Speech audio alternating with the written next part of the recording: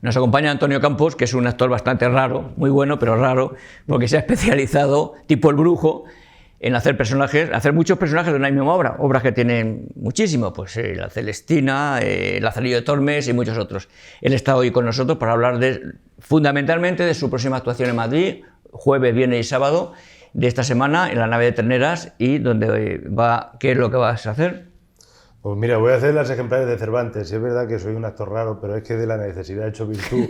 Lo que no es raro es que no se pueda medio vivir bien de esta artesanía, ¿no? Que yo muchas veces digo que más que un arte es una artesanía. Y entonces me he especializado en actuar yo solo, en interpretar todos los personajes, porque a los actores hay que darles de alta, comen, duermen, en fin. Y eso Muy mal, es que coméis esas cosas. Esto ocasiona una cantidad de gastos enormes. La verdad que hace ya como unos 12, 14 años empecé a actuar yo solo y hemos hecho de esto un oficio. En esta ocasión pues desembarcamos con ejemplares de Cervantes, que son 3 novelas, que alguna vez me han preguntado por qué esas 3, ¿no? ¿Por qué estas 3? Y es porque miré cuáles eran las que más estudiaban en el instituto y las más populares en La Gitanilla, Rinconete y Cortadillo y Licenciado Vidriera. Y fundamentalmente porque me lo quería pasar bien y entretener, que es como pone en el prólogo el propio Cervantes, del honestísimo entretenimiento, que de estas sin duda que no podrás sacar Pepitoria, pues no tienen entrañas ni pies ni cabeza ni otras cosas que se le parezcan, ¿no? Pues de esto se trata, de pasar un rato distendido y de ver un poco también cuál fue el sitio donde se empezó a generar también el Quijote, ¿no? Que como sabes al principio fue una novela ejemplar. Lo que pasa es que algún tabernero le dijo a Cervantes: aquí le falta un escudero, y fue cuando la lió. Afortunadamente, creo a Sancho Panza. Afortunadamente la lió con Sancho Panza y aquello se le fue de las manos, afortunadamente. Y ver un poco pues cuál era la vida de Cervantes, por qué escribía estas cosas, qué es lo que pasaba con las novelas en aquella época, ir pasando de una novela a otra, viendo también la personalidad del propio Cervantes. Bueno, hay una palabra que no me gusta nada, la de spoiler, pero no sigas porque vas a destripar toda mi vida. Esto, bueno, son 28, 29, 30, la nave de Ternera, ¿no? Exacto. Del matadero. Y luego hablaremos, para acabar la entrevista, hablaremos de que luego vienes con una más seria, entre comillas, que es el CID, 12, 13 y 14 de diciembre. Sí, una obra más contenida, más shakespeariana, podríamos decir. También están todos los personajes. Entramos más en el drama, pero salimos con una comedia. El público puedes jugar más con él, de repente contenerlo y luego soltar una carcajada, reírnos de las propias situaciones y hacer un poco el juglar del Cid visto con los ojos del siglo XXI, ¿no? Se ha dicho tantas cosas del Cid que ya no lo conoce ni la madre que lo parió al Cid. Pues bueno, vamos a ver todo lo bueno que se ha dicho de él, o lo más bonito, lo más épico, y vamos a hacer una obra de teatro. Vamos a explicar esto.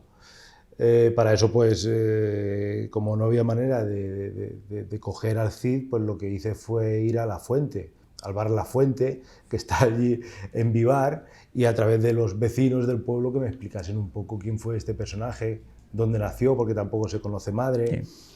Y bueno, pues inventarnos quién fue su madre y inventarnos cuál fue su adolescencia, con datos históricos también, su infancia con Sancho, con Urraca, con Jimena, que es lo que pasó, con Diego Laínez, con todos estos personajes, con Alfonso I, con todo este reino, ¿no? Todo este cocido que había entre moros y cristianos y que hacía por ahí el Cid. Tanto en el Cid, bueno, como en todas las obras que has hecho, la versión es tuya, ¿no? Tú eliges los textos a ti es más fácil memorizarlo, claro, es un truco, ¿o no? Pues sí, porque al no tener dramaturgo no te quiere meter en su casa de muñecas y no tienes que tener la coma donde él ha pensado que había que tenerla, porque una cosa es actuar y otra cosa es interpretar, y yo siempre me he considerado más un intérprete que un actor.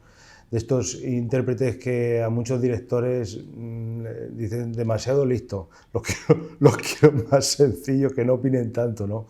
Yo la verdad que me gusta mucho empaparme de las historias, ver si es posible ponerlo en pie, utilizar todos los trucos habidos y por haber, y jugar mucho con los personajes, con las historias y ver hacia dónde va también el público, la sociedad, pues para al final venderlo, ¿no? Es que si hasta Quevedo escribió dichas y desdichas del ojo del culo para poder vender, pues nos vamos a irnos a esto, pero sí que es verdad que hay que estar muy en contacto con la realidad para que el teatro siga llegando y por lo menos que sea catártico, ¿no? A la hora de interpretarlo. Ahora además, bueno, hace tiempo que actúas también con música, con José Luis Montón, maravilloso guitarrista, y ahora te acompaña Carlos Beceiro, de La Musgaña, en las dos obras, en las novelas ejemplares y en el Cid. ¿Está Sí. él solo contigo o alguien más? Digo como músico. Sí, como anteriormente hicimos Cid, pues ya en las ejemplares de Cervantes necesitaba un músico y se quedó él. En Cid, si no llega a ser por la parte musical de La Musgaña, nos hubiéramos quedado el 50% del montaje. Yo soñaba con que La Musgaña le pusiera esas notas musicales a esa historia, lo ensalzase y la verdad que cuando les ofrecí el acompañamiento y me dijeron que sí, vi que la obra iba a funcionar. Es que era esencial, es que no podía ser de otra manera, ¿no? Y la verdad que ha sido fantástico, son unos componentes maravillosos, pero son mejores personas. Hemos tenido una gira muy extensa de Cid, el año que viene se sigue representando, y Carlos Beceiro, que toca la zanfona, la guitarra eléctrica, que lo mismo te toca algo de U2 que una cántiga del siglo XI. Un grande como La Musgaña lo fue o lo es. Sí. Entonces, la verdad que para las ejemplares de Cervantes me vino muy bien, ¿no? Le hemos sacado, pues, por ejemplo, no sé, el licenciado Vidriera que se va a Salamanca y de repente te dice, ostras, pues esto los mozos de Moleón y tal, los mozos de Moleón, y le metemos ese tema. O sea que todo va como muy conjugado. Y luego, pues, como nos llevamos muy bien en escena, él se mete conmigo, yo me meto con él y la verdad que la cosa se hace llevadera. Es algo recomendable. Alguna vez hemos hablado en general, ¿no?, de que cuando la famosa pandemia la cultura nos salvó, entre comillas, porque todos nos quedábamos en casa, pues leyendo o escuchando música y tal, y decían que después iba a cambiar la sociedad española y que uno de los beneficiados iba a ser el teatro, que iba a ir más gente. Creo que no es así. No, el teatro sigue moribundo, vamos. Si después de la pandemia resucita el teatro, bueno, me corto la coleta. No, sigue siendo complejo. Ya te digo que hay que, al intérprete, al productor o al dramaturgo o a los directores, nos apetecen hacer cosas a veces disparatadas y que realmente pues te nacen de dentro, pero luego hay que ponerlas en el mercado. Entonces procuro no hacer cosas para mí solamente, sino hacerlas para el público. Y dentro de lo que ya estoy haciendo, que no es nada comercial, que son clásicos, pues hacerlos lo más digestivos posibles. Y yo he aprendido también de los grandes en este sentido, ¿no? Si Darío Fo era capaz de hacer Misterio Bufo o El Brujo sigue llenando teatros haciendo lo que hace sin tener que recurrir a cosas más chabacanas, por así decirlo, sino que sigue haciendo teatro clásico, pues vamos a fijarnos de ellos, vamos a pasarlos por nuestro filtro y a ver cómo está la situación para poder seguir viviendo de esto, que al final... Que no es poco, que de acuerdo. No es poco, que de lo que se trata, vivir de esto buenamente puedas. Y como me dijo también la última vez en una de las conversaciones con Rafael, dice, ¿qué estás haciendo? Digo, las ejemplares de Cervantes. Dice, ves, menos mal que todavía hay gente que lo está haciendo. Y es verdad, son obras de teatro que se pueden hacer en cualquier rincón, que no requieren tampoco de mucha técnica y, como yo digo, cuanta más técnica tenemos, menos teatrales. Entonces la sencillez también se encuentra en los pueblos y la cultura también en esas plazas. Y bueno, eso te va curtiendo y te va dando un poco el pulso de lo que se tiene que ir haciendo. Porque fórmulas no hay, porque si no todos la aplicaríamos y viviríamos buenamente en abundancia del teatro, pero sí que es verdad que le vas sacando un poco el riego de por dónde se mueve la sociedad para poder dárselo. te lo decía eso porque tú actúas en Madrid, Barcelona, Sevilla, en muchos sitios, pero también en pequeños pueblos absolutamente desconocidos que también tienen derecho a ello y tal. ¿La reacción del público es igual? Pues mira, hace poco lo comentaba y yo siempre achacaba que según la zona el público se comportaba de una manera o de otra. Y no está en el público, está en el intérprete. El no dejar ninguna obra de teatro por perdida, porque al estar solo el único feedback que tienes es el del público, y el no cabrearte con el público, sino decir, bueno, todavía queda obra, a ver por dónde vamos sacándole el jugo, hacer un poco como los murciélagos, ir lanzando ondas para ver dónde está el bulto, ir hacia él. Esto también se va curtiendo y ninguna obra de teatro desde hace un par de años la doy por vendida, no la doy por dada.